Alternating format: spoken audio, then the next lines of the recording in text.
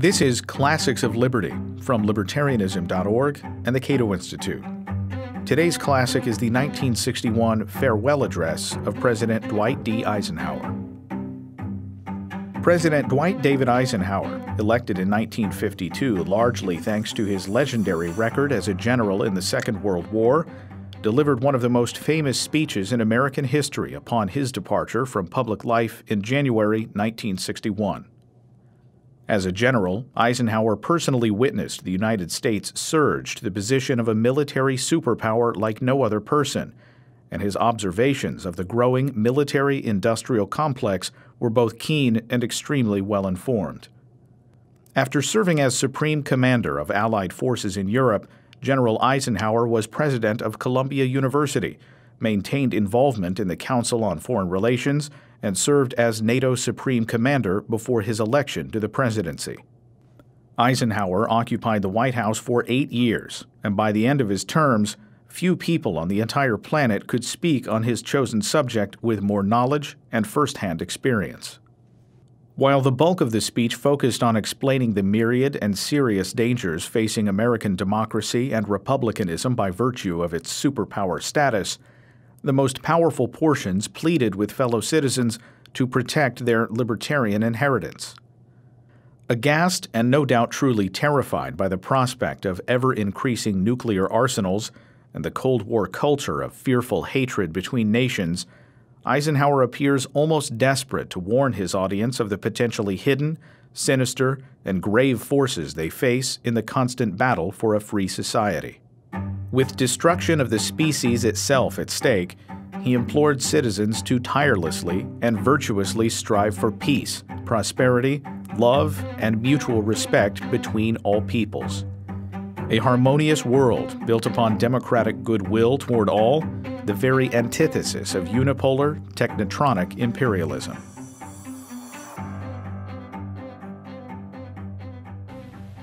Good evening, my fellow Americans. First, I should like to express my gratitude to the radio and television networks for the opportunities they have given me over the years to bring reports and messages to our nation.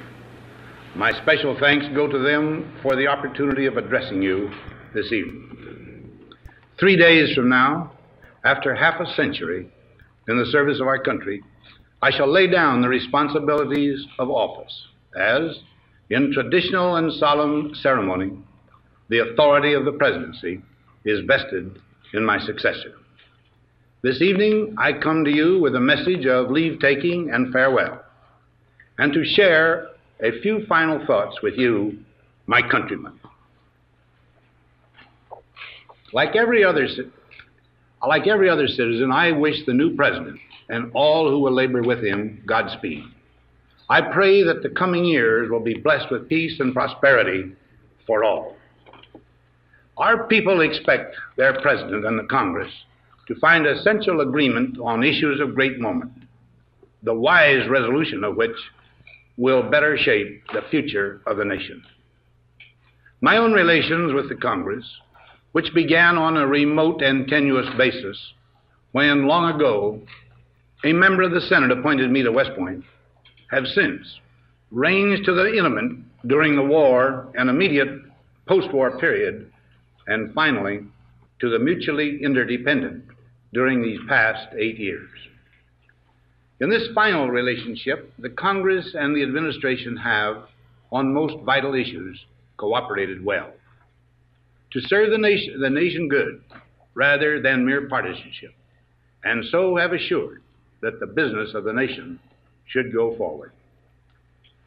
So my official relationship with the Congress ends in a feeling, on my part, of gratitude that we have been able to do so much together. We now stand 10 years past the midpoint of a century that has witnessed 4 major wars among great nations. 3 of these involved our own country. Despite these holocausts, America is today the strongest, the most influential, and most productive nation in the world. Understandably proud of this preeminence, we yet realize that America's leadership and prestige depend not merely upon our unmatched material progress, riches, and military strength, but on how we use our power in the interest of world peace and human betterment. Throughout America's adventure in free government, our basic purposes have been to keep the peace, to foster progress in human achievement, and to enhance liberty, dignity, and integrity among peoples and among nations. To strive for less would be unworthy of a free and religious people. Any failure traceable to arrogance or our lack of comprehension or readiness to sacrifice would inflict upon us grievous hurt, both at home and abroad. Progress toward these noble goals is persistently threatened by the conflict now engulfing the world. It commands our whole attention, absorbs our very beings. We face a hostile ideology, global in scope, atheistic in character, ruthless in purpose, and insidious in method. Unhappily, the danger it poses promises to be of indefinite duration. To meet it successfully, there is call for not so much the emotional and transitory sacrifices of crisis, but rather those which enable us to carry forward steadily, surely, and without complaint, the burdens of a prolonged and complex struggle with liberty, the state. Only thus shall we remain, despite every provocation, on our charted course toward permanent peace and human betterment. Crises there will continue to be. In meeting them, whether foreign or domestic, great or small, there is a recurring temptation to feel that some spectacular and costly action could become the miraculous solution to all current difficulties. A huge increase in newer elements of our defenses, development of unrealistic programs to cure every ill in agriculture, a dramatic expansion in basic and applied research. These and many other possibilities, each possibly promising in itself, may be suggested as the only way to the road we wish to travel. But each proposal must be weighed in the light of a broader consideration, the need to maintain balance in and among national programs. Balance between the private and the public economy. Balance between the cost and hoped for advantages. Balance between the clearly necessary and the comfortably desirable. Balance between our essential requirements as a nation and the duties imposed by the nation upon the individual. Balance between actions of the moment and the national welfare of the future. Good judgment seeks balance in progress. Lack of it eventually finds imbalance and frustration. The record of many decades stands as proof that our people and their government have, in the main, understood these truths and have responded to them well in the face of threat and stress. But threats, new in kind or degree, constantly arise. Of these I mention two only. A vital element in keeping the peace is our military establishment. Our arms must be mighty, ready for instant action, so that no potential aggressor may be tempted to risk his own destruction. Our military organization today bears little relation to that known of any of my predecessors in peacetime, or indeed by the fighting men of World War II or Korea. Until the latest of our world conflicts, the United States had no armaments industry. American makers of plowshares could, with time and as required, make swords as well. But we can no longer risk emergency improvisation of national defense. We have been compelled to create a permanent armaments industry of vast proportions. Added to this, 3.5 million men and women are directly engaged in the defense establishment. We annually spend on military security alone more than the net income of all United States corporations. Now, this conjunction of an immense military establishment and a large arms industry is new in the American experience. The total influence, economic, political, even spiritual, is felt in every city, every state house, every office of the federal government. We recognize the imperative need for this development, yet we must not fail to comprehend its grave implications. Our toil, resources, and livelihood are all involved. So is the very structure of our society. In the councils of government, we must guard against the acquisition of unwarranted influence, whether sought or unsought, by the military-industrial complex. The potential for the disastrous rise of misplaced power exists and will persist. We must never let the weight of this combination endanger our liberties or democratic processes. We should take nothing for granted. Only an alert and knowledgeable citizenry can compel the proper meshing of the huge industrial and military machinery of defense with our peaceful methods and goals, so that security and liberty may prosper together. Akin to and largely responsible for the sweeping changes in our industrial military posture has been the technological revolution during recent decades. In this revolution, research has become central. It also becomes more formalized, complex, and costly. A steadily increasing share is conducted for, by, or at the direction of the federal government. Today, the solitary inventor, tinkering in his shop, has been overshadowed by task forces of scientists in laboratories and testing fields. In the same fashion, the free university, historically the fountainhead of free ideas and scientific discovery, has experienced a revolution in the conduct of research. Partly because of the huge costs involved, a government contract becomes virtually a substitute for intellectual curiosity. For every old blackboard, there are now hundreds of new electronic computers. The prospect of domination of the nation's scholars by federal employment, project allocations, and the power of money is ever present and is gravely to be regarded. Yet in holding scientific research and discovery in respect, as we should, we must also be alert to the equal and opposite danger that public policy could itself become the captive of a scientific, technological elite.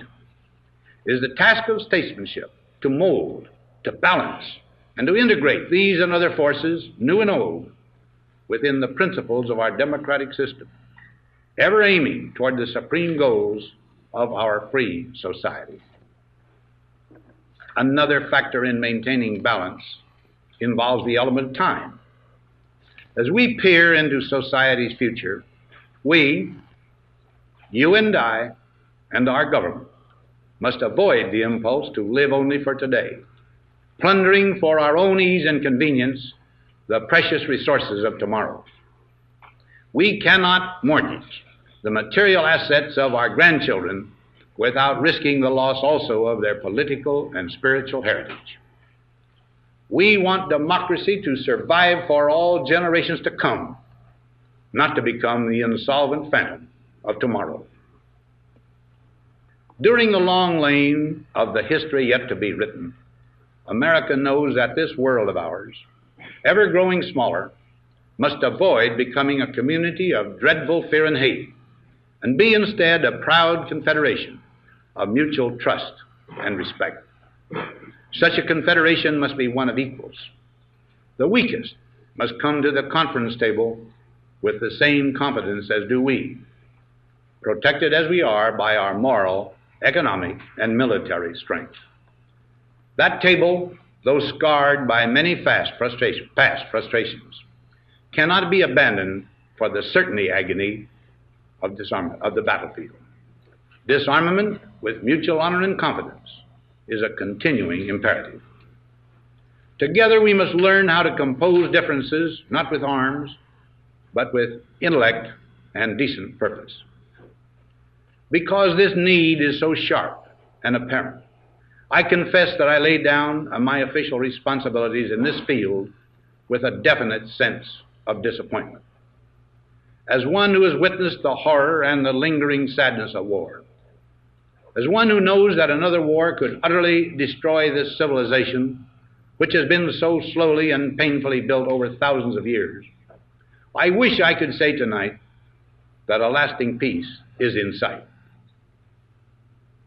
Happily, I can say that war has been avoided. Steady progress toward our ultimate goal has been made, but so much remains to be done. As a private citizen, I shall never cease to do what little I can to help the world advance along that road. So in this, my last good night to you as your president, I thank you for the many opportunities you have given me for public service in war and in peace. I trust in that service, you find some things worthy.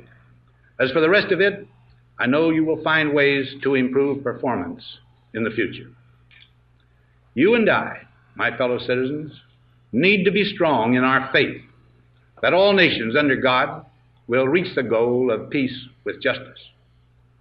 May we be ever unswerving in devotion to principle, confident but humble with power, diligent in pursuit of the nation's great goals. To all the peoples of the world, I once more give expression to America's prayerful and continuing aspiration.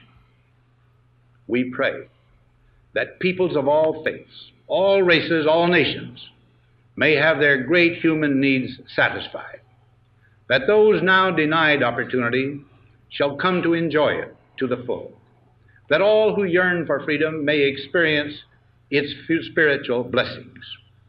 Those who have freedom will understand also its heavy responsibility, that all who are insensitive to the needs of others will learn charity, and that the scourges of poverty, disease, and ignorance will be made disappear from the earth, and that in the goodness of time, all peoples will come to live together in a peace guaranteed by the binding force of mutual respect and love. Now, on Friday noon, I am to become a private citizen. I am proud to do so. I look forward to it. Thank you, and good night.